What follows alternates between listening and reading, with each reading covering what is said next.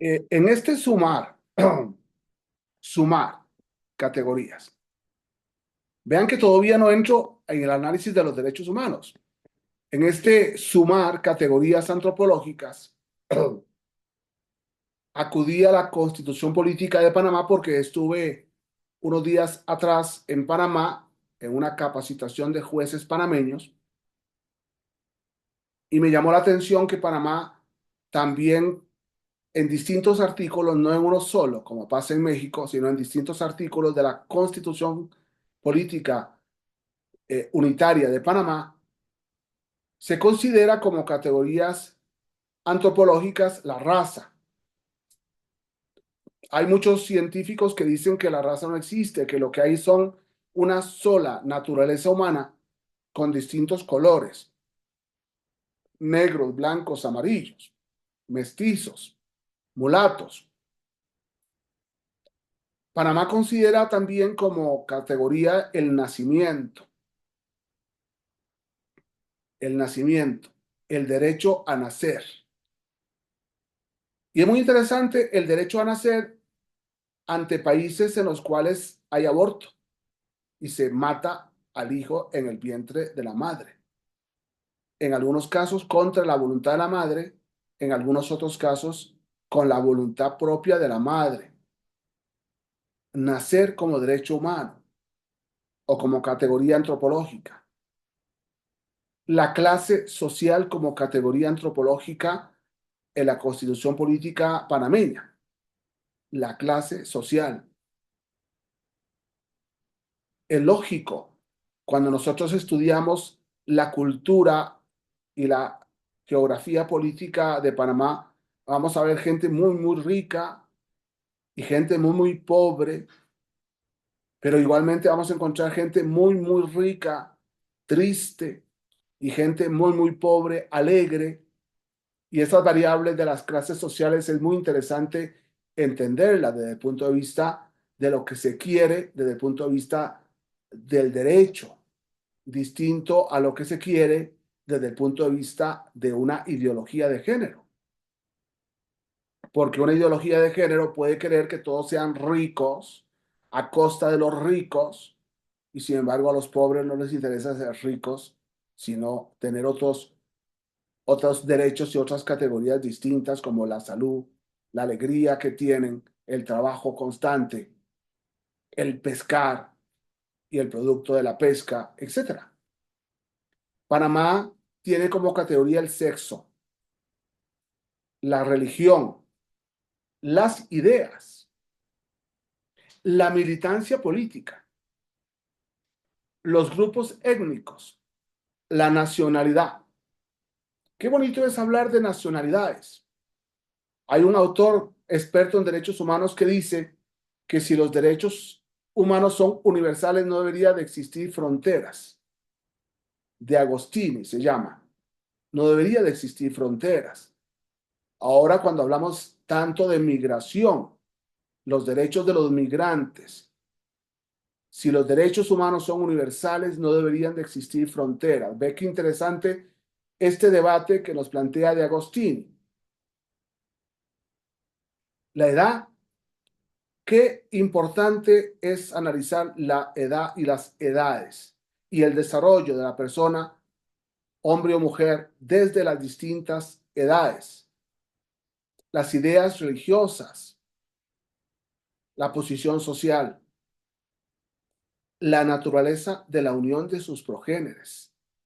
Qué interesante esta categoría, de a dónde procede esta persona, la naturaleza de la unión de sus progéneres, cómo se unieron, cómo nació, porque en algunos países todavía un niño que no nace de papá y mamá tiene una categoría antropológica distinta a si nace de un matrimonio constituido. Las creencias y, y una categoría 14 muy interesante panameña, que es que pretenda cualquier categoría que pretenda destruir la democracia. A mí me gusta considerar las 14 categorías mexicanas dentro del orden mexicano, no sin renunciar al debate de cuáles son derechos y cuáles no lo son. Pero a mí me gusta considerar estas 14 categorías y las 53 que podemos sacar. En algún lado las tengo en una lista en los distintos tratados internacionales para hacer un debate de cuáles son derechos y cuáles no son derechos. Y hasta dónde son derechos y hasta dónde no, en ese vaivén de las circunstancias de las que hemos hablado hasta ahora. Pero traía a Panamá simplemente para darnos cuenta de que por sumar, las categorías son distintas a los derechos humanos. Y por eso me gustaría cerrar, después de ver 14 categorías en la Ley Federal contra la Discriminación, más las 14 categorías de Panamá, las 14 categorías de la Constitución Política Mexicana, sin considerar las 53 categorías antropológicas de los tratados internacionales, me gustaría entender que los derechos humanos nacen de la persona humana. Cuando yo tengo una clara idea de lo que es una persona humana, hombre y mujer, varón y mujer, mujer y varón, logro entender que esa persona humana es una persona que porque tiene inteligencia y voluntad y por tanto es una persona libre, porque tiene inteligencia para conocer y voluntad para decidirse libremente a lo largo de su vida, entonces es sujeto de derechos.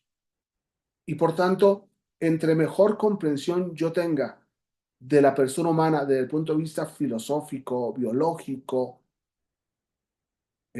religioso, jurídico, cultural, mejor percepción puedo tener de los derechos humanos.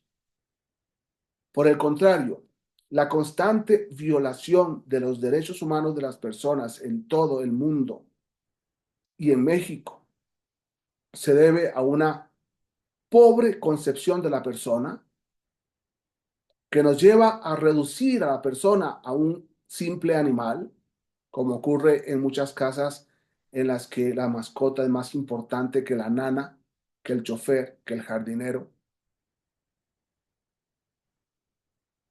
Y entonces, al reducir el valor de la persona, lógicamente con esa reducción, con ese reduccionismo, estamos apreciando los derechos de las personas.